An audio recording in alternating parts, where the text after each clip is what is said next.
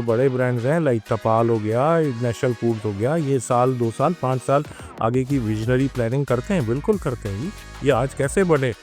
Consumer once वो आपके store पे आ गया, उसके बाद now your store visualization, your store staff, customer service, conversion करवाना ऑपरेशंस टीम का काम है, मार्केटियर का काम है उसको पहुंचा के देना। पे लाके दे दे। अब वहाँ पे अगर कंज्यूमर के साथ आप रूडली बात करेंगे तो ऑब्वियसली वो आपकी दुकान पे कभी खुद चढ़ेगा भी नहीं, 4 और लोगों को भी मना करेगा कि जी please don't come, these are rude people.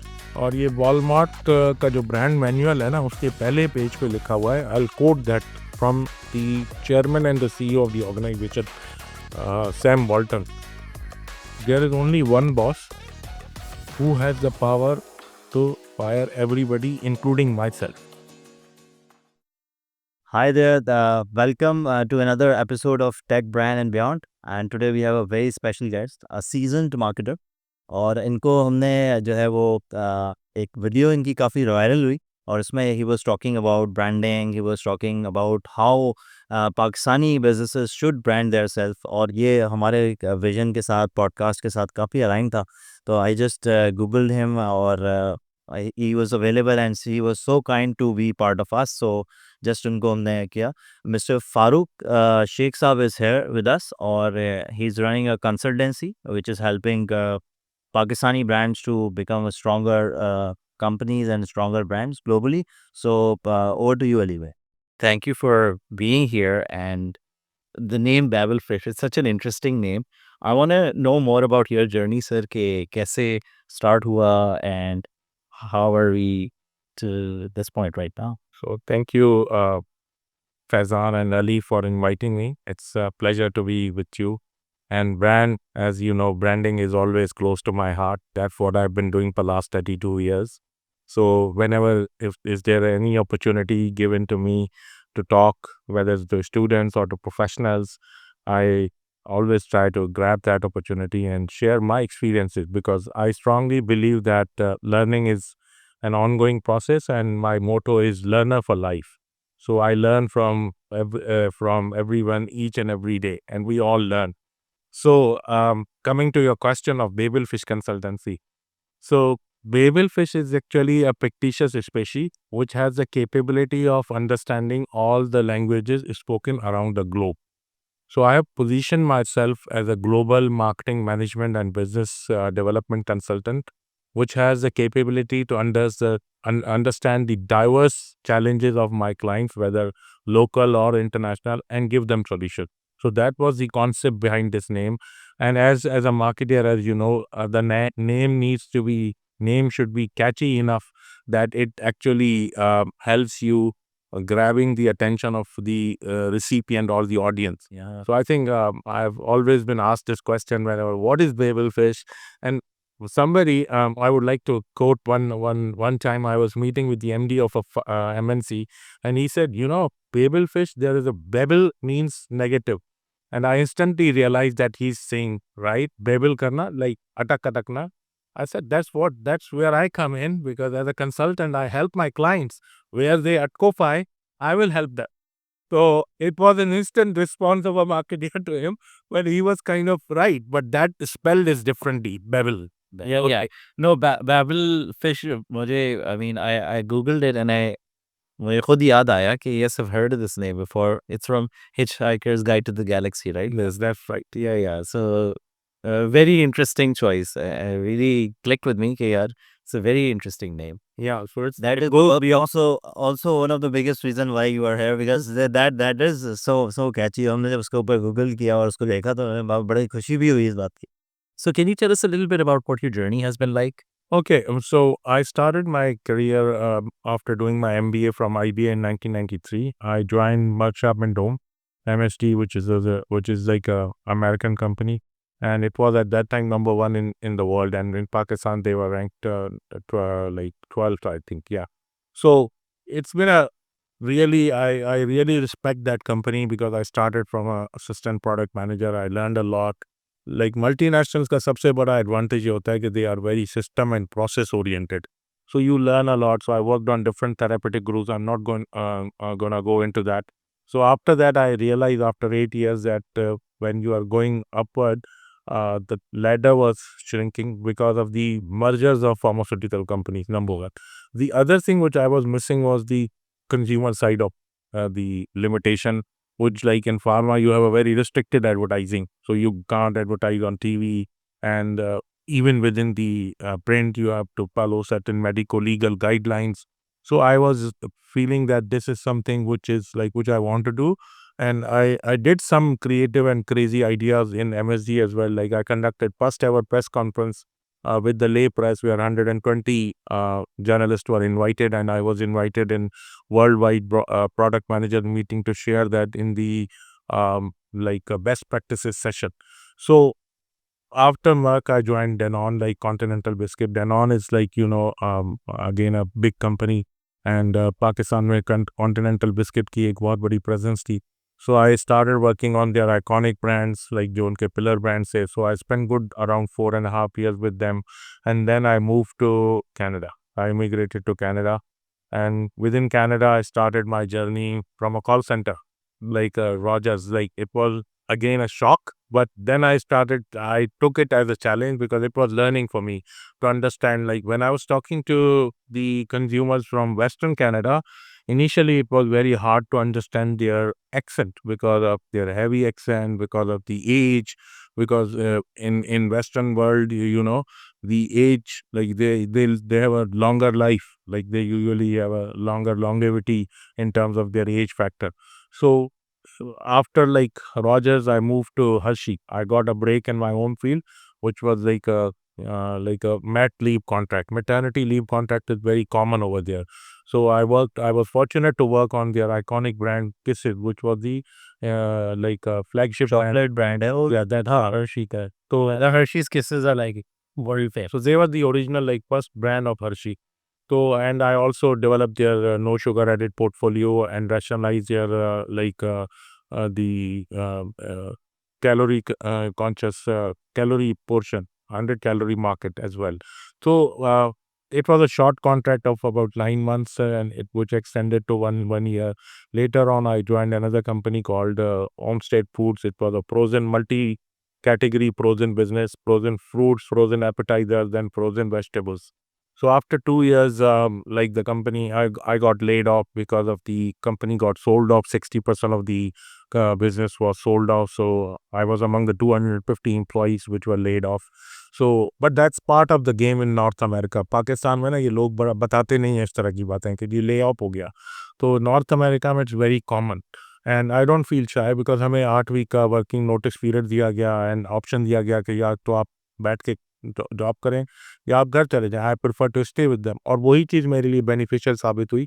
मुझे उसी में कॉन्ट्रैक्ट मिल गया कंसल्टिंग का. उनको जो क्या कहते हैं ट्रांजिशनरी पीरियड था, जो उन्होंने अपना फ्रोजन एपिटाइजर बिजनेस बेचा था कैवेंडिश प्राइस को. So I was part of that. So after spending good 6 years and acquiring the Canadian nationality, I had to come back due to some personal reasons to Pakistan. So when I came back to Pakistan in 2011, so I had two options: either to go back into job market or to consulting.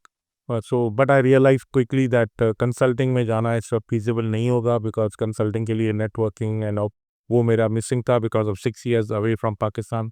So I was lucky to got an opportunity within Macro as head of marketing. But it was a short instant, so मैं कोई 6-7 महीने, तकरीबन 7-8 महीने मैंने उनके साथ काम किया. फिर ये मैक्रो मेट्रो मर्जर की बातें चलने लगी, and macro opportunity was based in Lahore, and I got an opportunity in Karachi with Tapal, one of the top Pakistani brand as general manager marketing. So I preferred to come here, and तब मैंने family भी shift नहीं की थी, तो मेरे लिए logically it was a right move to come here. So I spent good 2 years with Tapal.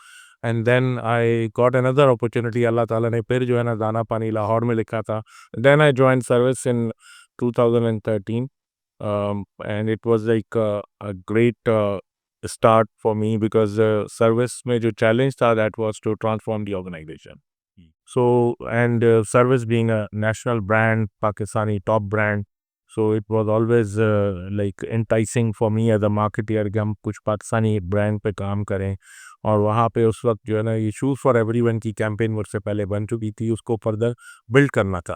So it was a game changer actually campaign, which I give credit to the team which has done it before me. But उसको उस game को lift करना बहुत ज़रूरी था. And then from service almost 3 years के बाद जो है मुझे फैमिली के कुछ रीजंस की वजह से I had to come back to Karachi and I started my own consulting. So this I am talking about 2016 2015 16 में. तो उसके बाद से I been doing consulting now under the name of Webel Fish consultants. In between, I also took a few roles, contract roles. One exciting role was in the Pakistan Railways. So Pakistan Railways is a good organization. I think मुझे जो दुख है वो ये है कि हम उस ऑर्गेनाइजेशन को टर्न अराउंड कर सकते थे, लेकिन हमें करने नहीं दिया गया. वहाँ के जो हालात थे, इंटरनल जो चैलेंजेस थे, तो उसकी वजह से जो है ना, आई थिंक रेलवे के अंदर जब when we can do the same thing in private sector organization, why can't we give. जब तक आप एम्पावर नहीं करेंगे प्रोफेशनल को, वो चेंज कैसे लाएगा. तो फिर देन आई रियलाइज कि जी मैं यहाँ पे अगर टकरे मार रहा हूँ सर, अपना फायदा नहीं है. तो after 11-12 months I decided to move on. हाँ, मुझे याद है वो शेख रशीद साहब भी आए थे हमारे यहाँ कराची चैम्बर में, काफ़ी बातें होती थी और बड़े आइडियाज़ उन्होंने लिए थे और बड़ी बातें हुई थी कि भाई वो हम रेलवे फलाने रेलवे को इस ब्रांड को दे देंगे, ये हो जाएगा वो हो जाएगा. लेकिन वो वहीं पे ही उनके रवैये से भी कभी मुझे ऐसा लगता था कि नहीं, वो हो नहीं सकता. मतलब वो भी थोड़ा सा ना अंदर से दिल चाहता था उनका कि वो हो, लेकिन वो हो नहीं सकता था. नहीं देखिए, मैं जब था तो मैंने उनको यही कहा. सवाती साहब हमारे मिनिस्टर थे, तो मैंने उनसे कहा था, सवाती साहब मेरी एक्सपर्टीज़ ब्रांडिंग है. और सीईओ साहब जो थे निसार मेमन साहब, उनको पता था कि मेरी एक्सपर्टीज़ क्या है. तो उन्होंने मुझे कहा कि जी आप हमें ब्रांडिंग के ऊपर कुछ काम करके दें. तो I develop a complete branding guideline. Branding की मैंने उनसे कहा कि जी आपके पास 300 स्टेशन हैं जिस पे आपका डेली 2-2.5 लाख बंदा फुटफॉल है. और ये हमने कंजर्वेटिव फुटफॉल लगाया था कि एक पैसेंजर के साथ एक छोड़ना. आपको पता है यहाँ हर छोड़ने भी बारात आती है हाँ. और लेने भी बारात आती है पूरी. तो कम से कम गाड़ी पूरी भर के आते हैं बंदे. तो हमने फिर भी कंजर्वेटिव लगाया था. तो जो मास मार्केट की कंपनीज हैं, लाइक कंज्यूमर आइटम्स हैं, एफएमसीजी के जो प्रोडक्ट्स हैं, उनके लिए तो this is a ideal platform. और हमने बात की, मैंने काफ़ी कंपनीज के पास में गया. People were reluctant to work with railways, but अल्हम्दुलिल्लाह based on my credibility and market, they said कि जी हम आपके साथ कुछ काम करेंगे. मतलब मैं एमएनसी के एक सीईओ थे, उन्होंने कहा फारूक हमारा एक्सपीरियंस ख़राब रहा है, बट आपके लिए हम 10 मिलियन का जो है ना वो पायलट प्रोजेक्ट करेंगे कराची कैंट से. और उसके बाद 3 महीने बाद हम एवेल्युएट करेंगे, देन वी एक्सपेंड. इसी तरह Telenor started taking interest in that. तो बट ये कि अनफॉर्चुनेटली जब मैंने देखा कि यहाँ कुछ होने वाला नहीं है, इंटरनल रेजिस्टेंस इतनी आ रही थी, देन आई डिसाइडेड कि जी बेहतर है कि मैं अपनी भी बात ख़राब करूँ मार्केट में. And I left the organization. और फिर यही हुआ, सारे प्रोफेशंस छोड़ के चले गए. ऑल एक्सेप्ट सीएफओ रह गए थे. वो सीएफओ साहब क्योंकि गवर्नमेंट सेक्टर की ऑर्गेनाइजेशन से आए थे, वो उनका शायद मिजाज समझते थे, हम ज़रा अपफ्रंट ज़्यादा थे और जो मुंह में आता था सीधी बात करते थे, तो इसलिए शायद पसंद भी नहीं आते थे. तो ये इस तरह के रोल्स मैंने किए हैं. पाकिस्तान रेलवेज के साथ किया, फिर एक प्राइवेट ऑर्गेनाइजेशन में किया, chief marketing and strategy officer का रोल था. तो बट ये है कि वो अगर रोल मेरे मिजाज का होता है, हाँ, और मुझे उसमें चैलेंज नज़र आता है, और ऑब्वियसली फाइनेंशियली भी वो इतना रिवॉर्डिंग हो मेरे लिए कि मैं अपना काम को टेम्पररी होल्ड करके, या कोई छोटे मोटे प्रोजेक्ट्स हैं वो भी with the consent of my employer, I being ethical person, अगर कोई ऐसा कौन है होता है तो देन आई डू, अदरवाइज तो अब यही I been doing this. I been in teaching as well last 20 years से भी और आई थिंक 25 साल हो गए होंगे, एक्सेप्ट वो कह रहा है. वो आपकी प्रोफाइल में था आईओबीएम में आप पढ़ाते हैं. मैं आईओबीएम में पढ़ा रहा हूँ अभी भी, और इससे पहले जैबेस्ट में. और इसके अलावा जो है आपका अल्लाह भला करे, डीएचए सोफा यूनिवर्सिटी में तो मैंने एक प्रोजेक्ट भी किया था उनकी बेसिकली एज अ मार्केटिंग के हवाले से, कि उनकी जो ब्रांड बिल्डिंग के हवाले से. बट वहाँ भी अनफॉर्चुनेटली यही चैलेंज है कि जी जो एजुकेशन को ब्रांड बनाना भी समझ आए ना लोगों को, तो वहाँ वो एक बहुत बड़ा चैलेंज आ जाता है कि लोगों की वो उस तरह की अप्रोच नहीं हो. तो हम एक एफर्ट करते हैं, एक हद तक करते हैं. तो I spend good 6 months with them, but I realize किया ये चीज़ें जब एग्जीक्यूट नहीं कर रहे, इम्प्लीमेंट नहीं कर रहे, मैं प्लान पे प्लान बनाए के दे के जा रहा हूँ, तो वेस्ट ऑफ माई टाइम. तो बेहतर है कि तो ये कोई ऐसा बंदा ले आए, मार्केटिंग तो वैसे भी वो कर रहे थे जैसी पहले भी हो रही थी, हाँ। तो एक प्रोफेशनल को, सीनियर बंदे को लाए, अगर वो कोई वैल्यू एडिशन ही हम नहीं कर पाए तो फिर फ़ायदा नहीं है। तो बट अल्हम्दुलिल्लाह उनका एक कैरियर फेयर हमने बहुत अच्छा किया था, जो कि उनका पहला कैरियर फेयर था। उसमें मैंने हेल्प की थी उनकी कैरियर सर्विसेज़ को, वहाँ पे हमने प्रेस कॉन्फ्रेंस की, पहली दफ़ा प्रेस को बुलाया, मीडिया का जो माइलेज लेके दी उनको, और उसको अच्छी कवरेज करवा के दी मीडिया में, तो उससे ये है कि सुपा का नाम ज़रा आगे आया, मार्केट में निकल के आया। So, so far your journey has, you know, you have आपकी जर्नी में काफ़ी डिफरेंट डिफरेंट सेक्टर्स में आपने काम किया है। So far, what has been your most rewarding sector so far? अच्छा, I always enjoy working in two sector, जो कि यूँ कह लें कि मेरे बेबी सेक्टर्स हैं, या जिनको इस साथ मैं नर्चर हुआ हूँ। मैं खुद भी एक pharma, I always love to work, क्योंकि वहाँ पे पर्सनल सेलिंग की इंगेजमेंट और इन्वॉल्वमेंट बहुत है। दूसरा FMCG, consumer product, because you are always connected with the consumer. तो कंज्यूमर की जो पल्स है, जब तक वो आपको नहीं पता होगी, आप मार्केटिंग प्लान बना कैसे सकते हैं। तो ये जो हमारे पास जो सबसे बड़ा चैलेंज आता है कि जो मार्केटियर्स हैं, यंग मार्केटर्स हैं, दे आर लुकिंग फॉरवर्ड के लिए बस हम बड़ा सा एक इश्तेहार बना दें और बड़ी अच्छी कास्ट ले लें, बड़े आर्टिस्ट ले लें, और उनको जो है ना हमारी मतलब लिंक्डइन प्रोफाइल पे हम वो उनका ऐड डाल दें। फाइन, वो भी होना चाहिए, वो भी मैं भी उसे इससे गुजरा हूँ, हमने भी किया है ये। But at the end of the day brand को बेनिफिट क्या हो रहा है, आरओआई क्या है उस चीज़ का? That is the key to success. और जब तक आप आरओआई के ऊपर फ़ोकस नहीं होंगे, आप कोई भी दुनिया की अच्छी कैंपेन बना लें, वो जब तक आपको कंज़्यूमर का पल्स नहीं पता होगा, कंज़्यूमर चाह क्या रहा है, उसकी पर्सपेक्टिव क्या है, उसकी उसका परसेप्शन क्या है, उसका बिलीफ क्या है, वो आपके ब्रांड को कहाँ रखता है, तभी आप सक्सेस हो। अच्छा फारूक साहब, इस बात में जो आपने आरओआई वाली बात की है, जब हम ब्रांडिंग की बात करते हैं तो branding is a long term process, you keep on investing and investing. तो जो हमारे यहाँ जो कन्वेंशनल बिजनेसेस है, जिसके ऊपर हम आपके साथ आएंगे, एसएमईज जो हैं, जो हमारे सबसे बड़ा सेक्टर है, जब सबसे ज़्यादा पैसे वहाँ बन रहे हैं, धंधे में जो बन रहे हैं, तो मैं ये पूछना चाहूँगा कि अगर आपने ये बात की है कि आरओआई कैलकुलेट करें, तो how do you calculate that? I mean because you are investing again and again, and what is the procedure, what are the dynamics that you know? देखिए, आरओआई कैलकुलेट करना सिंपल है। जब research back data आपके पास होगा, तभी आप ROI calculate कर सकते हैं। एक तो सेल्स के नंबर्स हैं, वो तो हर ऑर्गेनाइजेशन के पास होता है। आज आपने कोई ऐड चलाया, कोई कैंपेन चलाई, 360 डिग्री ओमनी चैनल कैंपेन आपने चलाई, लेकिन एंड ऑफ द डे आपके नंबर्स पे रिफ्लेक्ट नहीं हुआ, तो ज़रूरी नहीं है कि हर कैंपेन नंबर्स के लिए बनाई। जी, ये तो brand building is a tedious process, ठीक है? और ब्रांड ओवरनाइट नहीं बनते। ठीक है, ये जो है ना, ये चीज़ मैं डे इन डे आउट इस चीज़ को फेस कर रहा होता हूँ, और ये समझाना पड़ता है, और बारहा ये सबक दोहराना पड़ता है अपने खुद को भी, और अपने क्लाइंट को समझाना पड़ता है कि जी आपके ऑब्जेक्टिव्स, ब्रांड के ऑब्जेक्टिव्स क्या हैं। देखिए, मैं एक सेल लगा रहा हूँ, हाँ, उसके ऑब्जेक्टिव्स हैं to lift the product from the shelf. वो एक शॉर्ट टर्म कैंपेन है। हम सर्विस में होते थे, विंटर क्लोज हुआ, विंटर की सेल लगनी है, समर क्लोज हुआ, समर की सेल लगनी है, ठीक है? क्योंकि शेल्फ खाली करने, विंटर खाली होगा तो जो है ना समर अराइवल आएगा ना, तो हम मर्चेंडाइज़ की प्लानिंग होती है। अगर आपके पास, मैं एक एग्ज़ाम्पल दे रहा हूँ, आज के 1 लाख पेयर्स हैं, जी, तो हम प्लान करते थे कि जी हमने 60,000 पेयर्स जो है ना हर फुल प्राइस पे बेचने हैं, ठीक है? अगले जो है 20,000 पेयर हैं, वो हमने 30% ऑफ पे बेचने हैं। इवेंचुअली कोशिश तो करनी है कि 100% डिप्लीट हो, व्हिच आइडियल केस में होता नहीं था। बहुत कोई अच्छा कोई डिज़ाइन हो, तो वो हो जाता था, अदरवाइज़ तो आपके पास थोड़ा बहुत रेप्लिकेट माल बचता था, वो आप फिर कंसोलिडेट करते थे। अगर 500 स्टोर है, तो आप 25 स्टोरों पे वो सामान जमा करके वहाँ पे सेल लगा देते। आप देखिए, ढेरी लगा के भी सेल होती है।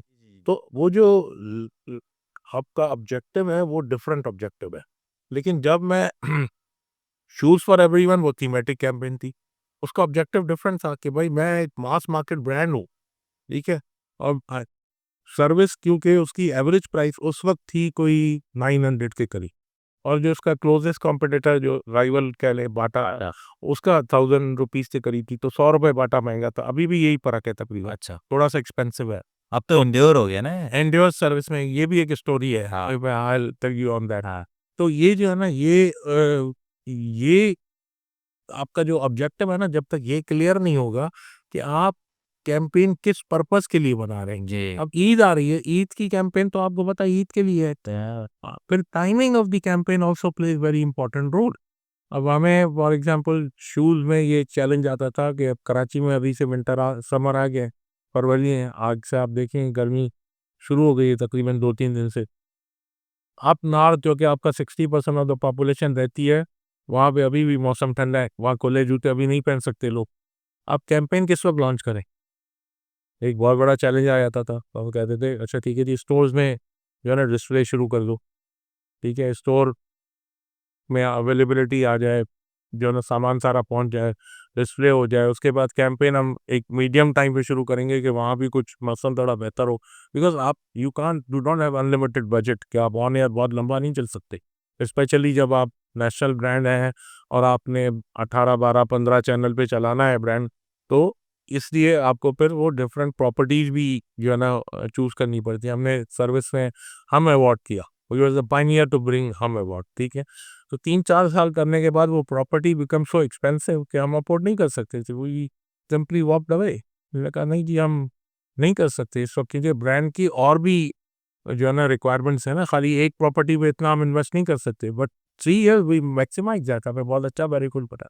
अच्छा, मैं एक बात ये पूछना चाहूँगा जो ब्रांडिंग के हवाले से हमारे कुछ जो टेक्सटाइल ब्रांड्स हैं, उन्होंने तो ये जो आपने अभी बात की थी नंबर्स की और वो उन्होंने तो पूरा सेल के ऊपर ही लगा दिया। अब सर्विस की भी अगर आप बात करें या शूज़ की भी बात करें मतलब एक कॉमन आदमी तो सेल का इंतज़ार करता है क्योंकि उसको पता है कि वो आनी है। तो does it diminishes the brand in that particular domain? देखिए, बिल्कुल करता है। मैं जब आया था सर्विस में तो हम 70% सेल लगती थी। तो 70% की एक जो कॉल होती है वो बहुत दफ़ा कंज़्यूमर के लिए फ्रस्ट्रेटिंग भी होती है। लेकिन मैं भी एक एज़ अ कंज़्यूमर हूँ, मैं जाऊँ और कहूँ कि जी वो 70% वाली चीज़ें कहाँ हैं? अरे जी नहीं है। तो भाई कॉल तो आपने दी है, फिर हम लोग अप टू अब तो लगा दिया छोटा-सा हाशिया पे। मार्केटिंग वाले तो लेकिन क्योंकि वो डिसेप्टिव एडवर्टाइजिंग नहीं है, एटलीस्ट वो है, तो लोग पढ़ते नहीं हैं, हाँ। ठीक है? तो ये चीज़ें, ये पार्ट ऑफ द मार्केटिंग है, आपको फुटफॉल जनरेट करना है। तो हम जो है सर्विस में जब हम आए थे, मैं आया था तो सर्विस में पहले ब्रांड्स एडवर्टाइज़ होते थी, ठीक है? और जब जो बजट था उसमें जब मैंने रियलाइज़ किया कि भाई विज़िबिलिटी ही नहीं है किसी ब्रांड की, ना लीज़ा की है, ना जो है काल्ज़ा की है, ना जो है, तो उससे पहले जो है ना ये शूज़ फॉर एवरीवन की कैंपेन उन्होंने बना ली थी। तो ये शिफ्ट हुए थे कि जी हाउस ऑफ ब्रांड से अम्ब्रेला ब्रांडिंग की तरफ। तो ये कॉर्पोरेट ब्रांडिंग की स्ट्रैटेजीज़ होती हैं 2, तो which was a good move and I pursued that move. हमने भी यही कहा थी कि हमें इसी को परसू करना है। बीच में आए मार्केटिंग टीम की तरफ से चैलेंज आया कि सर लीज़ा का एड शूट करना है।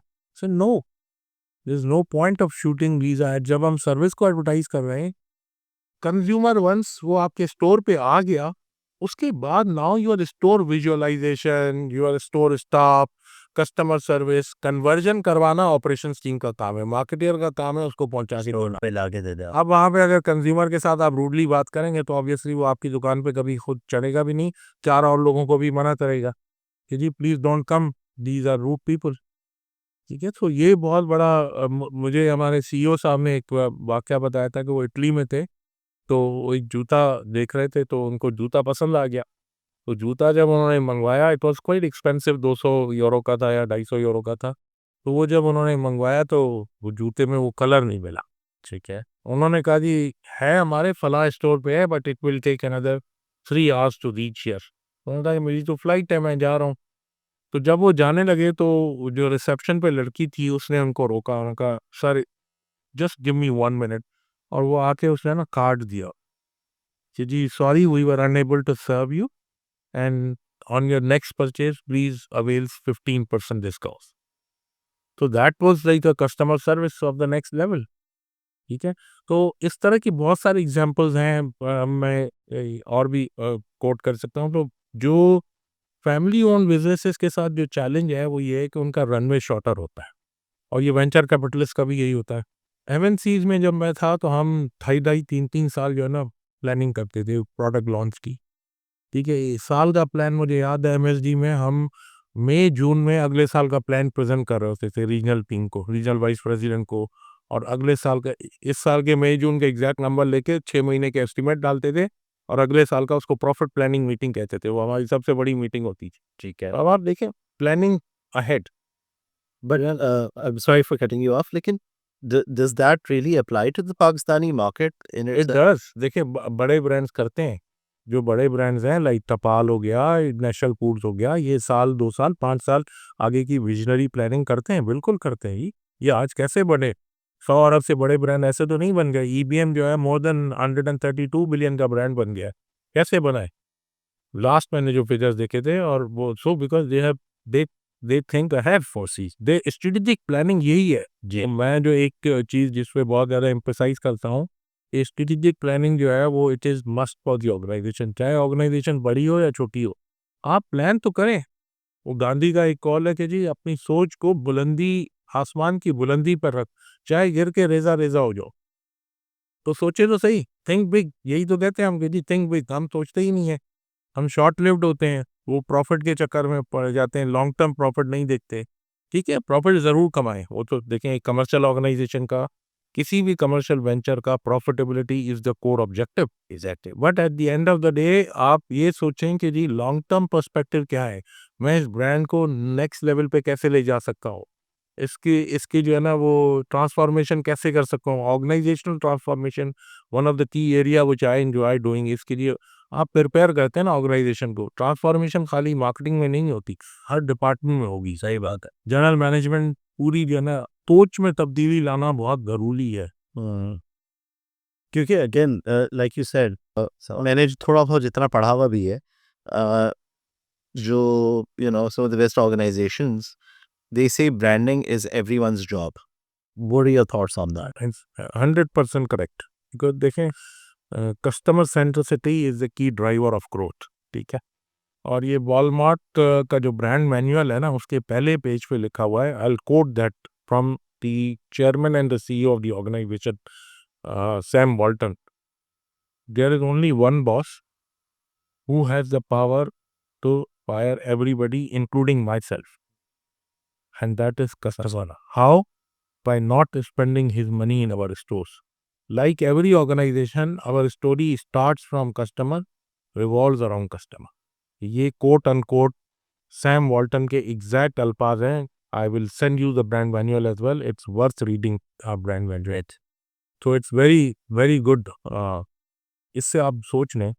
अच्छा, सैम वॉल्टन से पूछा गया, मीडिया के लोगों ने पूछा कि जी आप अपने स्टोर्स को मॉनिटर कैसे करते हैं, हाउ डी, इतनी बड़ी स्टोर्स हैं, उस वक्त कोई 1000 के करीब, जब मैंने पढ़ा था 1000 के करीब स्टोर से। तो उसने कहा कि जी मैं I make it a point that I visit my store once in a year, I visit every store once in a year, and I do not visit them as the chairman and the CEO of the Walmart, I visit as an ordinary customer, just to see how my customers are being treated by my employees. अब ये जो है ना, ये top to down चलती है, ये जो अप्रोच है ना, कस्टमर सेंट्रिसिटी इज अ की driver for growth, customer centricity is a की ड्राइवर फॉर प्रॉफिटेबिलिटी। तो ये बिल्कुल बिल्कुल मैं 100% बिलीव इस पे रखता हूँ। और तो ये एक अच्छे मार्केटर की निशानी है कि वो तमाम डिपार्टमेंट्स को अपने साथ इंगेज करे। और खाली ये मार्केटिंग या सेल्स की जिम्मेदारी नहीं है कि जी कस्टमर सेंट्रिक हैं या फ्रंट लाइन के लोग हैं। हम मार्केटियर जो जिस फिलॉसफी पे बिलीव करता हूँ, जो मैंने अभी आपको यही बताई, कस्टमर सेंट्रिसिटी, वो ये है कि जी चाहे वो कोई बंदा सप्लाई चेन में भी बैठा हुआ है, चाहे वो जो है ना वो अकाउंट्स में भी बैठा हुआ है, वो जो है ना वो पार्ट एंड पार्सल है आपका। सही। तो सर्विस में जब मैं आया था तो मैंने क्या किया कि मैंने अपनी टीम से पूछा, भाई कैंपेन जब लॉन्च होती हैं तो हम इंटरनल एम्प्लॉयज़ को कैसे कम्युनिकेट करते हैं? तो उन्होंने कहा, सर हम जो है ना वो एक ईमेल डाल देते हैं। कहेगा ईमेल किसने पढ़ी किसने नहीं पढ़ी? मैंने कहा अच्छा, अभी हम अगली कैंपेन जो है ना हम वो प्रॉपर लॉन्च करेंगे। तो जिस दिन रात को मीडिया में ऑन एयर जाना है, सुबह में हम प्रॉपर लॉन्च करेंगे। तो इत्तेफाक से मुझे याद है वो फर्स्ट टाइम एवर था। तो हमने तमाम लोगों को उस हॉल में जमा किया और अनवील की सीईओ को बुलाया और लोगों को पता ईमेल गई, डिटेल ईमेल गई कि भाई हम प्रिंट में यहाँ जा रहे हैं, इंडियन पब्लिकेशन में हैं, उसमें ये हैं उसमें ये हैं। फिर ईद कैंपेन पे हमने एक इनिशिएटिव लिया कि हमने कहा कि जी आप जो है ना सब लोग, हम हमारे लोग जो स्टाफ है बेचारा वो सुबह 4-4 बजे 5-5 बजे तक ड्यूटी देता है और हम मज़े से अपनी फैमिलीज के साथ घूम रहे होते हैं। तो at least couple of hours we should spend with the stores and we don't go as like मैं जीएम मार्केटिंग बन के जा रहा हूँ. I will go as an employee of the store, और वो स्टोर मैनेजर की जिम्मेदारी है कि वो मुझे जो ना पीछे बैक स्टोर में ड्यूटी लगाए, मुझे जूते पहनाने की जिम्मेदारी दे दे. सो दिस एक्चुअली उससे क्या है, वो एंगेजमेंट, हाँ जी, एंगेजमेंट बहुत ज़्यादा बढ़ी. इसी तरह बहुत दफ़ा जब मैं मैक्रो में था तो हमने क्या किया कि जो उनकी एनिवर्सरी थी उसमें हमने एक दिन पहले जो है ना बाहर इनवाइट के लिए 50-60 लोगों के 2-2 लोगों की टीम बना के भेजी कि भाई आप इनवाइट करें मॉडल टाउन के एरिया में, ट्रेडर्स को बुलाएं, उसको बुलाएं. And the CEO got so excited क्योंकि वो यूनिलीवर से आए थे तो वो ये चीज़ें समझते थे. तो उससे पहले ये नहीं था. मुझे बहुत इंटरनल रेजिस्टेंस मिली वहाँ भी, क्योंकि लोग जो है ना ये चीज़ें अनकन्वेंशनल चीज़ें होती हैं, लेकिन फिर जब लोगों को आप एंगेज करते हैं उनको ये बेनिफिट नज़र आता है, then they become part and parcel. तो ये मार्केटिंग, ये जो कस्टमर सेंट्रिसिटी है, it has to be pivotal, because अगर आप कस्टमर को आगे नहीं रखेंगे तो आप सक्सेसफुल ऑर्गेनाइजेशन बन ही नहीं सकते. देखिए बाय प्लुक में तो हो जाएगा, 1 साल कोई आपने कर दिया, लेकिन इवेंचुअली कस्टमर विल रियलाइज. लेकिन आज का जो कस्टमर है ना, वो वेरी वेल इन्फॉर्म्ड है. ये जो हैंड हेल्ड मशीन हमारे हाथ में है, ये इसने इतना पावर दे दिया है कि हमारी आपकी सोच से आगे है. वो खड़े खड़े स्टोर के अंदर खड़े खड़े वो कंपैरेटिव प्राइसिंग कर रहा होता है आपके साथ. बिल्कुल ऐसे ही है. ठीक है. तो ये जो कस्टमर को प्राइम रखना, ये आपकी मजबूरी है अगर आप नहीं करेंगे. और जिन ऑर्गेनाइजेशन ने उसको प्राइम रखा है वो दे हैव गॉन बियॉन्ड. उन्होंने जो है ना वो फिर वो 2-4-5 बिलियन के पेटे से आगे निकल जाए. 100 अरब की कंपनी ऐसे तो नहीं बनी. उन्होंने कस्टमर को प्राइम रखा, कस्टमर के टेस्ट एंड प्रेफरेंसेस को सामने रखते हुए प्रोडक्ट में इनोवेशन दिया है, कस्टमर की जो है ना अंडरस्टैंडिंग और टीजी को ध्यान में रखते हुए उनके लिए कमर्शियल या टीवीसीज बनाए कि जी इमोशनल प्लेटफॉर्म पे जाना है. क्योंकि जब ब्रांड ग्रेजुएट करता है ना, आप फंक्शनल एट्रीब्यूट से शुरू होते हैं, फिर वो ग्रेजुएट होकर इमोशनल एट्रीब्यूट्स पे आता है. अब तो देखें ना ब्रांड्स क्या कर रहे हैं, ब्रांड पर्पस ड्रिवन मार्केटिंग कर रहे हैं, कॉज रिलेटेड मार्केटिंग कर रहे हैं, because they want to have a positive word of mouth about them within the communities. Health में इन्वेस्ट कर रहे हैं, एजुकेशन में इन्वेस्ट कर रहे हैं, because that's the way to go. ये बहुत पहले होना चाहिए था, लेकिन गुड गुड के at least brands have now realize. देखें कमर्शियल एलिमेंट रहेगा, कोई ये एक्सपेक्ट नहीं करे कि जी ब्रांड्स अपना कमर्शियल एलिमेंट छोड़ेंगे. वो तो है ही उस पर्पस के लिए. वो तो कमर्शियल ऑर्गेनाइजेशन है, स्टेक होल्डर्स हैं, उनको उन्होंने रिटर्न ऑन इन्वेस्टमेंट देना है. अगर वो पब्लिक लिमिटेड कंपनी है तो शेयर होल्डर्स को रिटर्न देना है, प्राइवेट लिमिटेड है तो जो डायरेक्टर्स हैं उनको शेयर्स रिटर्न देना है. But and of the day customer को फोकस में रखते हुए जो आपकी ओवरऑल स्ट्रेटेजिक फ्रेमवर्क हो उसके अराउंड इवॉल्व करना चाहिए. B it your marketing, B it your supply chain. आप देखें मैं अगर पर्सनल केयर प्रोडक्ट बेच रहा हूँ और वो कस्टमर के लिए जो है ना हेल्थ के लिए हैजर्डस है, और है अनफॉर्चुनेटली हमारे यहाँ बहुत सारे ब्रांड्स हैं जो मरकरी डाले लेते हैं दुनिया में, और लोग जो है ना खरीदते हैं. क्या करें बेचारे, उनके पास एजुकेशन नहीं है, कुछ जो है ना वो अवेयरनेस नहीं है, कुछ मजबूरी है, तो वो कॉम्प्लेक्स भी है. ये हाँ हाँ, गोरा रंग करने की क्रीमें आप देखें कितनी मिलती हैं. तो ये जो है ना ये you there are so many. No, no, no. I understand what you're saying. बिल्कुल. So I mean, but in this day and age, जिसके अंदर आपके पास choices इतनी सारी हैं, and how well informed the customer is, especially given, like you're saying, the internet और technology ने काफ़ी चीज़ें अब चेंज कर दी हैं. Comparison plus, like you said, अब कस्टमर बहुत ज़्यादा वेल इन्फॉर्म्ड है. Do you think the companies can still survive with this lack of knowledge for long? नहीं, ऑब्वियसली नॉट. देखें जो लैक ऑफ नॉलेज की आपको कई मिसालें मिलेंगी. मैं कनाडा में होता था, रिसर्च इन मोशन, ठीक है, Rem used to be one of the dream company. मैं जब गया था तो मेरे इंजीनियर दोस्त वो लाइक वो कहते हैं ना they were dying to be part of that company. उसका कल्चर इतना अच्छा था, उसका बेनिफिट्स वो इतना था, और रिम का एक नाम था. ब्लैकबेरी का फ्लैगशिप डिवाइस था. ब्लैकशिप मैंने खुद पहली जो मेरी होम स्टे पूर्व में ब्लैकबेरी डिवाइस मैंने फर्स्ट टाइम यूज किया वहाँ पे. तो ब्लैकबेरी जो है वो एक फ्लैगशिप डिवाइस था, लेकिन वो आज कहाँ चले गए, कोई नहीं. क्यों? They have not kept the pace. Nokia की एग्जांपल ले लिया, ठीक है, there are so many examples. अब मतलब हम करते जाएंगे तो शायद रात पूरी हो जाए. इतनी, क्योंकि उन्होंने they did not stay ahead of what is happening, customer की नीड्स को अंडरस्टैंड नहीं किया, ठीक है, और वो अपने जाम में रहे। जब आप अपने जाम में रहेंगे, मार्केट डायनामिक्स को अंडरस्टैंड नहीं करेंगे, और आपको ये नहीं होगा कि जी आपकी रिक्वायरमेंट क्या है, कस्टमर की क्या रिक्वायरमेंट है, मार्केट की नीड्स क्या है, कंपेटिटिव ब्रांड्स क्या कर रहे हैं, हाँ, आप कहाँ पे खड़े हैं, तो उस हिसाब से आप अपनी स्ट्रेटजी मोल्ड करेंगे ना। अगर आप उसमें वो शतरमुर्ग वाली मिसाल लेंगे तो आप यू विल डाइन आउट। तो ब्रांड्स तो like brands are like babies, आप उनको नर्चर करते हैं, बड़ा करते हैं, और उसके बाद अगर आप उनका ख्याल नहीं रखें तो क्या करेगा वो बच्चा बेचारा, मर जाएगा। और हुआ है अनफॉर्चुनेटली, बहुत सारे ब्रांड्स भी मरे हैं ऐसे।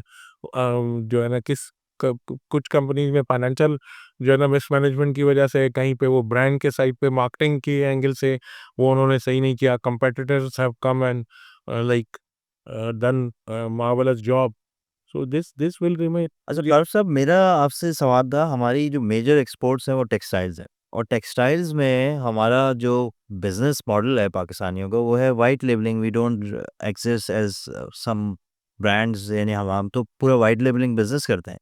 तो व्हाट डू यू थिंक कि एक तो हमें क्या करना चाहिए, ये तो चलें पता भी है, लेकिन अभी तक हम कर क्यों नहीं सके? इतनी एक वेव चल गई और हमने किया नहीं, वो उसकी क्या वजूहात आप समझते हैं? और अब what is the way forward? I mean because like you said right, in even in your video, कि हम मैन्युफैक्चरिंग की चीज़ें हैं, हाँ, लेकिन हम आगे पैकेजिंग के जो हैं, हाँ, पैकेजिंग के ऊपर भी आपने बड़ी ज़बरदस्त बात की थी। अभी आपके आने से पहले हम ये बात कर रहे थे कि वो मसाला जो है वो शान का नहीं आ रहा, वो नसीम का आ रहा है, क्योंकि वो अच्छा है। लेकिन नसीम को कोई और जानता ही नहीं, और वो कोई हम खीर की भी किसी की बात कर रहे, वो हम उसकी बात कर रहे थे ना, सेवइयों की। हाँ, मलका की सेवइयाँ चाहिए भाई। हाँ, लेकिन मैंने मलका का ऐड कभी नहीं देखा भाई। हाँ, सो टेक्सटाइल सेक्टर में जो जितनी मेरी अंडरस्टैंडिंग है, मैंने बहुत ज़्यादा टेक्सटाइल के साथ काम नहीं किया, लेकिन देखें दे हैव आउटसोर्सिंग या ये जो थर्ड पार्टी मैन्युफैक्चरिंग का कॉन्सेप्ट दुनिया में हर जगह है, पाकिस्तान में भी हो रहा है। तो हमारे जो टेक्सटाइल ओनर्स हैं उन्होंने जो है ना उसी मॉडल को पकड़ लिया है। और वो क्योंकि देखें जो वेस्टर्न ब्रांड्स हैं, वॉलमार्ट हो गया, टारगेट हो गया, यू नेम इट, उनको एक यहाँ पे रिलेटिवली चीपर रॉ मटेरियल की सूरत में और प्रोडक्ट मिल रही है, जो कि वहाँ अगर वो मैन्युफैक्चर, पहले तो वहाँ इतनी अवेलेबिलिटी नहीं है, और दूसरी ये है कि वो हमारे पाकिस्तानी ब्रांड मेरे ख्याल में हिम्मत नहीं कर पाए, मैं यूँ कहूँगा। देखिए इंटरनेशनल ब्रांड बनाने के लिए ना हिम्मत चाहिए, और उसके लिए इन्वेस्टमेंट चाहिए, और लॉन्ग टर्म पर्सपेक्टिव रख के चलना पड़ेगा। तो माइंड ये सेट चाहिए, हम तो ये समझ। माइंडसेट जो चाहिए, और देखें हिम्मत वही माइंडसेट ही होता है, ठीक है, हिम्मत यही है ना कि आप हिम्मत करें कि जी वो हमेशा से ये पहले ही अपने आप को अंडरमाइन कर देते हैं कि जी हम तो जो है ना वहाँ सक्सेसफुल हो ही नहीं सकते, वहाँ तो इतने बड़े जाइंट्स बैठे हुए हैं, बिल्कुल बैठे हुए हैं। तो आपने किसने कहा है कि आप जो है ना 70% मार्केट शेयर पहले दिन जाके ले लें? जी, आप शुरू तो करें। जी, I know an Indian company, उनके साथ मैंने एक प्रोजेक्ट, तो मेरा मटेरियलाइज नहीं हुआ, बीके सेठी के नाम से, कनाडा में जब मैं था उन्होंने मुझे अप्रोच किया था। तो उनसे मैंने बिजनेस मॉडल देखा, उन्होंने बजाय ये वो यही देसी प्रोडक्ट्स हैं इंडियन, उन्होंने कहा कि जी, उन्होंने मुझे बताया था, मैं ओनर का नाम भूल गया, और कहा पारू we went against what normally ethnic brand थी। हमने एथनिक मार्केट को जो है ना कैटर ही नहीं किया। एथनिक मार्केट यहाँ की 5-7% से ज़्यादा अकाउंट पर ही नहीं करता। सही बात। जो मेन स्ट्रीम चैनल है, जो मेन स्ट्रीम मार्केट है, वो 90-95% की तरजीह करती है। तो उसमें उन्होंने ये कहा कि जी मैंने जब ये ब्रांड लॉन्च किए, अपने प्रिंसिपल को मैंने ये कहा इंडियन ब्रांड से कि जी आप डिस्ट्रीब्यूटर थे वो, कि आप जो है ना वेस्टर्न कनाडा से शुरू करें, आप ईस्टर्न से छोड़ दें। अच्छा, आप इधर से छोड़ दें, ये टोरंटो और ये जो हब है जहाँ पे देसी बहुत ज़्यादा गढ़ है, हम वहाँ से मेन स्ट्रीम चैनल से शुरू करते हैं, but the principal were willing to invest in paying the listing fees, ठीक है? वो इन्वेस्ट करने में तैयार थे। इसीलिए जो है ना वो उन्होंने आहिस्ता-आहिस्ता बिल्ड करके, जिस वक़्त मैं उनसे मिला था उस वक़्त वो उनकी अपनी कंपनी जो है ना $15 मिलियन की थी, और वो he started his work from basement. Basement में उन्होंने शुरू में जो है ना अपना वेयरहाउस बेसमेंट को रखा था। तो अप्रोच की बात है ना। देखें पाकिस्तानी ब्रांड्स टेक्सटाइल में तो मैंने नहीं देखे फॉर श्योर, लेकिन शान है ना, शान कैसे चला गया है? जी, उन्होंने इन्वेस्ट किया है ना, वो लिस्टिंग फीस भरी है। अगर वहाँ पे फॉर एग्जांपल जो है लोबलाज़ एक चेन है जिसकी 22 के करीब स्टोर फॉर्मेट्स हैं, तो उनमें उन्होंने अपनी प्रोडक्ट लिस्ट करवाई है ना, ठीक है। उसके 22 के 22 बैनर्स में नहीं गए, 5-7 जो रेलेवेंट बैनर्स हैं, सुपर स्टोर हो गया, प्राइस चॉपर हो गया, नो फ्रिज हो गया, इसमें नो फ्रिज है, प्राइस चॉपर तो अलग है, तो उसमें गए जहाँ एथनिक कंज्यूमर आता है। अब तो देखें गोरा भी यूज़ करता है शान, जो खास करके समर में बारबेक्यूज होते हैं। तो हमारे जो टेक्सटाइल ब्रांड्स हैं उन्होंने इस तरफ हिम्मत नहीं की, वो करते आहिस्ता आहिस्ता आहिस्ता जो है ना, वो खाली जो है ना इसी तरफ गए हैं जी, बेड दे दिए और टॉवल और वो दे दिए, मतलब वहाँ गुल अहमद का नाम तो नज़र नहीं आएगा हमें, ठीक है, या XYZ नहीं आएगा, वो को टारगेट के एज ए सप्लायर बन के काम कर रहे हैं। किसी ने भी किया हो, मैं नाम नहीं लेना चाहिए, लेकिन मैं जनरली बात कर रहा हूँ कि जो है ना वो हमारे टेक्सटाइल ब्रांड्स ने इस पे फोकस नहीं किया, और उन्होंने ब्रांड बिल्डिंग की वो जो आप कह रहे हैं ना कि जो फिलॉसफी है उस पे उनका बिलीव मेरे हिसाब से शायद उतना फर्म नहीं है। वो पाकिस्तान में तो ब्रांड बिल्डिंग करते हैं जी, अब इंटरनेशनल मार्केट में जो है ना वो कितना आगे जाके इसको कैपिटलाइज करते हैं, अभी तक नज़र नहीं आया। आपकी बात बिल्कुल ठीक है कि वो अभी भी वाइट लेबलिंग करके जो है ना वो थर्ड पार्टी। इसके हम लोग जब डिस्कशन करते हैं इंटरनल, तो हम लोग ये भी कहते हैं कि डिज़ायर जो है ना वो भी बहुत कम है। यानी कि अब जो जितने पैसे हम इसमें बना रहे हैं ना, जी 34-35 बिलियन जो पूरा पाकिस्तान मिल के एक्सपोर्ट कर रहा है, उसके अंदर जो हम इंडिविजुअलिज्म पे जब सोचते हैं, तो वो एक इंडिविजुअल के लिए बहुत सारे हैं, एक फैमिली के लिए भी 100 अरब रुपए बहुत हैं। तो वो फिर डिज़ायर जो है ना, क्योंकि वो हम बड़ा पर्सपेक्टिव नहीं सोच पा रहे होते, तो वहाँ पर एक प्रॉब्लम आ रही है। मुझे ऐसा लगता है, because they have a lot of money to establish this type of नहीं, ब्रांड्स। पैसों की कमी थोड़ी है। हाँ, तो देखें ना ये जो टेक्सटाइल में माशाल्लाह जो बड़े प्लेयर्स बैठे हैं उनके पास money is not the problem for that as far as I understand, yes. लेकिन वो ये है ना, मैं इसीलिए हिम्मत का मार्केटिंग के लिए ना आपको जिगरा चाहिए, ठीक है ना? आपको ब्रांड बनाने के लिए ना आपको देखें ब्रांड आप 4 लॉन्च करेंगे, 2 फेल भी होंगे। You should be prepared for that. ये गिरते शहसवार भी है मैदान में, तो फेलियर्स भी आते हैं, एज अ मार्केटर की लाइफ में फेलियर भी आते हैं, सक्सेस भी आती हैं, तो ये पार्ट एंड पार्सल है। लेकिन ये है कि ऑब्वियसली कोई भी मार्केटर या कोई भी ओनर ये नहीं चाहेगा कि जी उसका ब्रांड फेल हो, तो उसके लिए क्या करना है, रिसर्च पे बिलीव। सो एक ये जो इम्पोर्टेंट डायमेंशन मैं ये कहूँगा कि हमारे यहाँ रिसर्च पे बिलीव बहुत कम है। जो फैमिली ओन्ड बिजनेसेस में एक सबसे बड़ा चैलेंज ये है कि दे अंडरस्टैंड कि जी उनको सब कुछ आता है, ठीक है? तो ये जो है ना ये एक बहुत बड़ा चैलेंज है कि जी सब कुछ आता है, बिल्कुल आता है हमको, नो डाउट अबाउट देम, उन्होंने ब्रांड कंसीव किया है, पाला है पूरा भाई, लेकिन at end of the day consumer needs are changing every day. आज आपको एक चीज़ अच्छी लगती है, अब like I have a 10 year old son, वो 2 दिन बाद जो है ना मुझे कहेगा बाबा ये मुझे प्रोडक्ट नहीं खानी है। क्यों? नहीं मुझे इसका टेस्ट अच्छा नहीं लगा, ये दूसरी खाई है मैंने, ये अच्छा है, ये लेके दे मुझे। ठीक है? So he has got multiple options. ठीक है? So consumer tastes and preferences will continue to evolve and change. उसकी वजह यही है कि हम एक बहुत फास्ट पेस वर्ल्ड में रह रहे हैं। कंज्यूमर के पास बहुत ज़्यादा चॉइसेस अवेलेबल हैं, और दिन ब दिन जो है ना नए ब्रांड्स आ रहे हैं, एग्जिस्टिंग ब्रांड्स अपनी इनोवेशन ला रहे हैं। तो ये कंज्यूमर के पास एक चॉइस जो आ गई है, पहले भी थी लेकिन अब शायद ज़्यादा आ गई है, एक्सेस ज़्यादा हो गया है बिकॉज ऑफ इंटरनेट। तो दिस विल कंटिन्यू। तो इसलिए हम नए ब्रांड्स को आगे आना चाहिए, हिम्मत करनी चाहिए, locally as well as internationally भी मार्केट्स को एक्सप्लोर करना चाहिए। और मैं समझता हूँ सॉरी मैं ये समझता हूँ कि जो हमारे ये जो एंटरप्रेन्योर मॉडल है, जो इकोसिस्टम है हमारा स्टार्टअप्स का, इट विल एक्चुअली हेल्प। ये बच्चे आ रहे हैं सॉफ्टवेयर हाउसेज में, मुझे पता लगता है कि जी वो काम कर रहे हैं बहुत ज़बरदस्त। तो ये जो है ना ये बहुत अच्छी बात है कि जी वो हिम्मत कर रहे हैं, इंटरनेशनल ब्रांड्स में के साथ का कोलैबोरेट कर रहे हैं, और उनके साथ मिल के भी काम कर रहे हैं, अपना भी प्रोडक्ट मार्केट कर रहे हैं। तो that's good. This is like evolving actually, this is a positive side.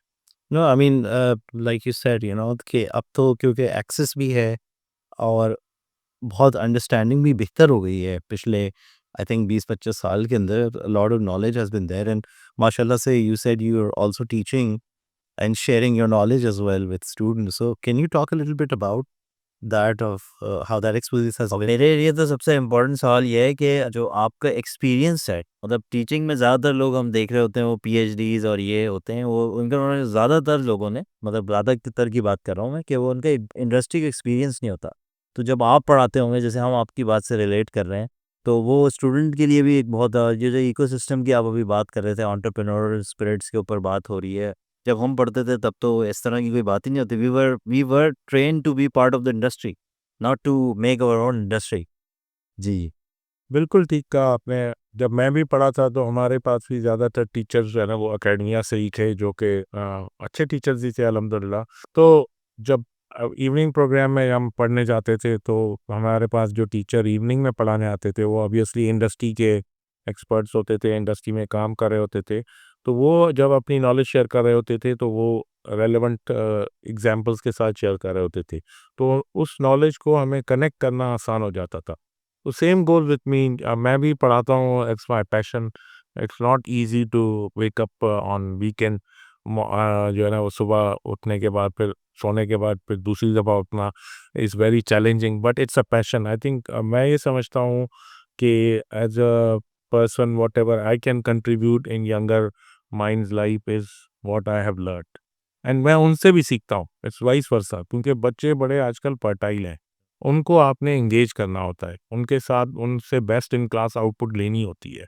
तो ये एक टीचर का काम होता है कि वो उस बच्चे को कैसे एंगेज करता है। हम विजिटिंग फैकल्टी के लोग हैं, मैं जैसे अभी एडजंक्ट फैकल्टी हूँ आईओबीएम में, तो हम जो है ना हम तो एक अपने अलॉटेड टाइम पे जाते हैं जी। उसके अलावा हमारे पास ज़्यादा टाइम नहीं होता वहाँ बच्चों के साथ स्पेंड करने का। लेकिन ये कि बच्चे वो कनेक्ट रहते हैं, मुझे अभी भी पुराने स्टूडेंट्स कॉन्टैक्ट करते हैं। आज भी पता नहीं किसी का मैसेज आया था तो मैंने उससे कहा था कि मैं रात में बात करूँगा, अब मैं बिज़ी था कहीं। तो मकसद ये है कि टीचिंग भी ना एक चस्का है, क्योंकि नॉलेज शेयरिंग का एक आपको चस्का लग जाए तो इट्स नॉट ओनली कि जी जैसे मैंने पहले भी कहा कि जी मैं खाली पढ़ाता या नॉलेज शेयर नहीं करता, मैं नॉलेज गेन भी कर रहा था। और इन बच्चों के पास भी बहुत कुछ होता है आपको बताने के लिए। ये मोस्टली मैं पढ़ाता हूँ जो कि वो लोग जो कि ऑलरेडी कहीं काम कर रहे थे और नहीं भी कर रहे होते, लेकिन इन्होंने कोई इंटर्नशिप की होती है। और आजकल एक चीज़ मुझे बहुत अच्छी लगती है इन बच्चों में, जो आजकल के यंगस्टर हैं, कि ये एंटरप्राइजिंग नेचर है इनकी। ये जो है ना साथ-साथ कुछ काम कर रहे होते हैं। कोई जो है ना ज्वेलरी शॉप उन्होंने ऑनलाइन लगाई हुई है। एक लड़की मुझे ये बता रही थी कि जो है ना आप मैं जो है ना वो बेकिंग अच्छा काम करती हूँ घर से और साथ-साथ अपनी कुछ स्टडीज़ को सपोर्ट करती हूँ। So there are quite a number of students जो कि इस तरह की एंटरप्राइजिंग नेचर रखते हैं और काम कर रहे होते हैं। एक लड़का अभी मेरी लास्ट क्लास में जो अभी सेमेस्टर कंक्लूड हुआ है, उसका जिम है अपना। सो वो जिम चला रहा है, साथ-साथ जो है ना यहाँ पढ़ भी रहा है और वालिद का एक आधा और बिज़नेस भी है, उसको भी थोड़ा बहुत टाइम देता है। तो ये पढ़ाना जो है ना, ये जैसे मैंने कहा कि एक चस्का है। ये आपको आपकी अगर नीयत ये है कि जी मैं if I can add some value to their lives, so मैं तो इस नीयत से पढ़ाता हूँ कि जी मैं अगर मेरे 4 अल्फाज सिखाने से उनकी ज़िंदगी में कोई बेहतरी आ सकती है तो I think I have achieved my objective. क्योंकि ये विजिटिंग फैकल्टी वाला जो है ना फाइनेंशियली इतना रिवॉर्डिंग नहीं होता ऑनेस्टली स्पीकिंग।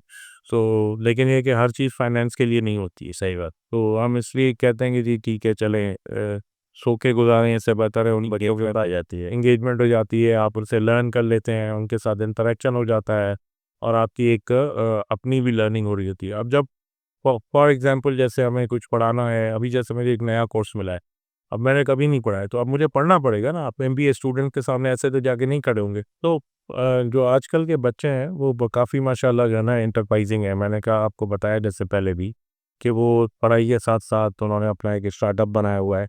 उसको जो है वो साथ-साथ अपने लिए एक पोटेंशियल इनकम का भी ज़रिया बनाया हुआ है, प्लस जो है ना एक्टिविटी भी है। सो और आजकल देखिए ये जो सारा कुछ पॉसिबल हुआ है, इसमें टेक्नोलॉजी की इंटीग्रेशन का बहुत बड़ा रोल है।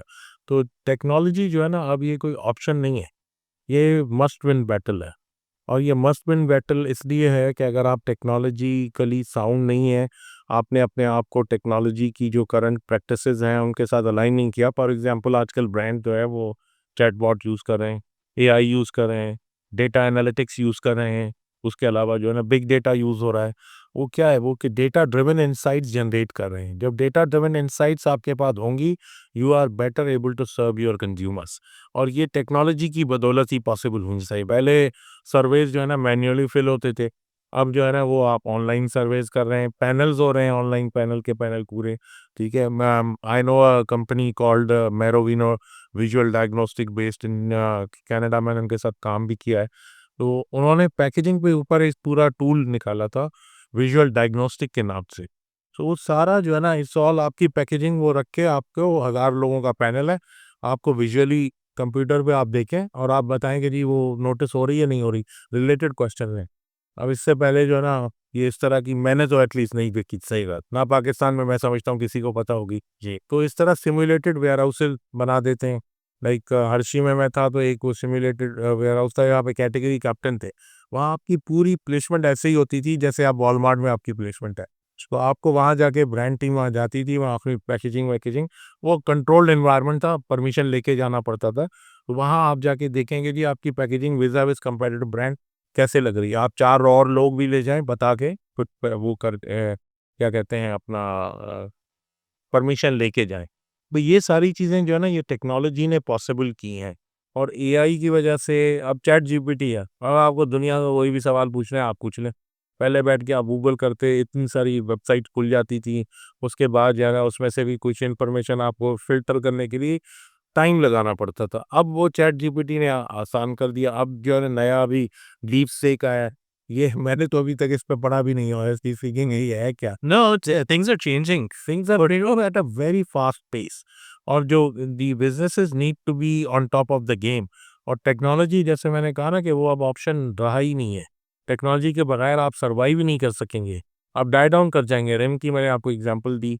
उन्होंने इनोवेशन नहीं की, वो समझते रहे कि जी हमारे पास बेस्ट है, ब्लैकबेरी है और वो एंड्रॉयड फ़ोन को उन्होंने एप्पल को जो है ना खाते में ही नहीं लिया and they were wiped out. अच्छा फारूक साहब, मेरा जो इसके ऊपर एक और आपसे लास्ट क्वेश्चन होगा वो ये होगा कि जो स्टार्टअप्स हैं, मुझे ऐसा लगता है कि जो हमारा डीएनए था, हमारे जो स्मॉल मीडियम एंटरप्राइजेस थे जो बड़े भी बन गए, वो ब्रांडिंग की तरफ इसलिए नहीं आया कि उनका डीएनए नहीं था।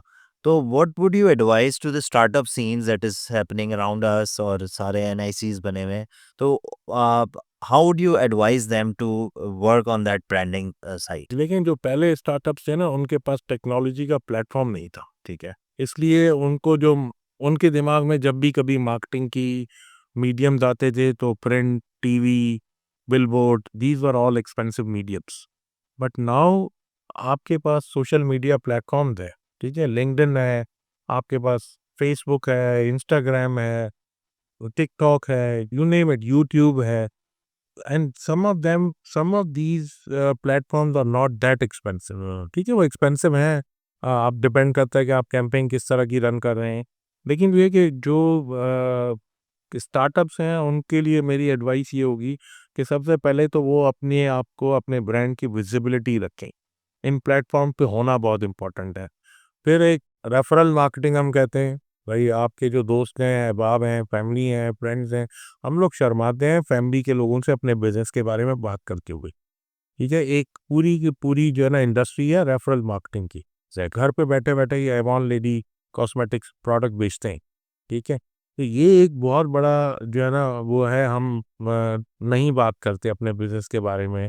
हम जो है ना ये बात करते हुए हम उनको अपने फैमिली को, अपने फ्रेंड्स को अपनी प्रोडक्ट बेचते हुए शर्म आती है, ठीक है? ये होना नहीं चाहिए, ठीक है? आप प्रोडक्ट बिल्कुल दिखाएँ, आप घर में जो है ना फैमिली गैदरिंग बुलाइए अपने साथ और आपके पास कोई कंज्यूमर प्रोडक्ट है लाइक कोई परफ्यूम है, कोई आपने जो है ना घड़ियाँ बहुत सारे लोग रीसेल करते हैं, चाइना से मंगवा के आप बहुत सारा काम करते हैं, ओरिजिनल ब्रांड तो नहीं है वो, लेकिन ये कि अपना अगर कोई ब्रांड कंसीव किया है, कोई आपने खाने-पीने की चीज़ें कंसीव की हैं, तो आप उनको ट्रायल रिलेट करें, बात करें, उनके लिए स्पेशल डिस्काउंट्स दें and they will become your product advocates. सही बात। तो ये जो है ना, ये बहुत इम्पोर्टेंट है कि हम ये जो है ना, इस नेटवर्क को इफ़ेक्टिवली यूटिलाइज़ करें और ये इंश्योर करें कि जो है ना, हम अपना जो कनेक्टिविटी टेक्नोलॉजी का जो इंटीग्रेशन है और अपने प्रोडक्ट एडवोकेट्स हैं, उनको जो है ना डेवलप करें। इवन अपने friends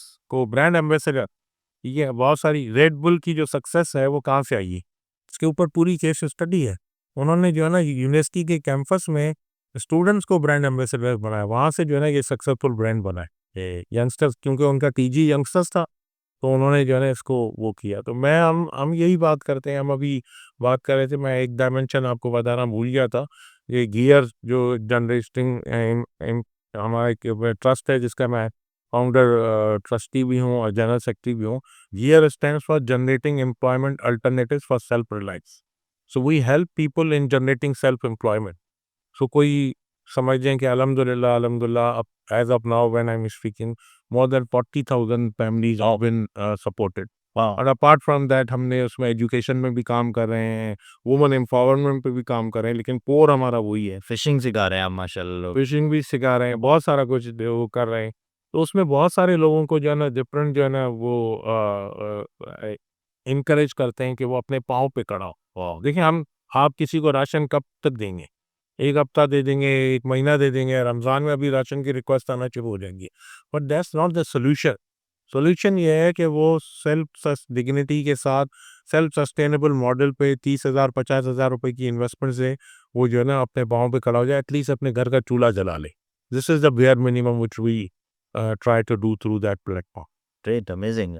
was such an insightful talk and we hope कि आपको हम दोबारा बुलाएं और चीज़ें आपसे सीखें और हमारी और Absolutely. I mean, for sure. I mean, there's so much that I'm really curious about, and I really want to pick your brain about because बात हुई हम सोशल मीडिया की बात कर रहे थे तो community was something that I'm really interested that you want to talk about, but inshallah I think for another day, another time. And I think yes, I think thank you very much again and hopefully we'll bring you again. Thank you for joining us in this podcast and we are looking forward for your reviews and your insights. Thank you very much. thank you.